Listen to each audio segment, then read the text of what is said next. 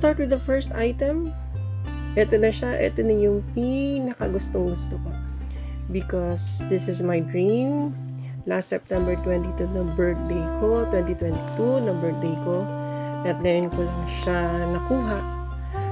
So, start first is ito. Ito yung magpapatunay na nabili natin siya. This is the sales invoice from Louis Vuitton. At nakamarka yung pangalan ko dyan. So, talagang akin to. Ito din yung description ng binili ko. And never mind about the price. Having said that, let's go. Papasukin na natin yung first item natin. Na nakabox pa siya. Ayan. Open here. And then we will reveal kung ano yung nasa. Okay. Siya. Ito.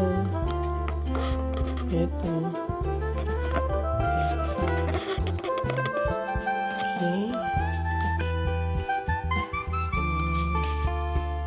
So this is it, guys. Ito na yun. And I'm very excited. So titingnan na natin kung ano yung laman ito. In 3, 2, 1, and go! Ito siya. Ito ang ganda niya. And I just love it. The first time na nakita ko ito, I fell in love with this. So, meron siyang nakalagay din dito sa likod. Yan. So it's actually a bracelet, guys. That's it. This is my first and special Louis Vuitton item. Thank you. Thank you for having you in me now. Thanks, Louis Vuitton Makati.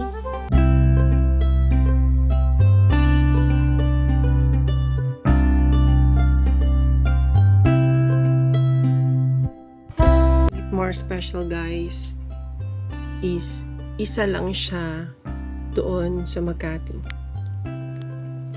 So he is just alone nung binili ko siya. I'm excited to wear this.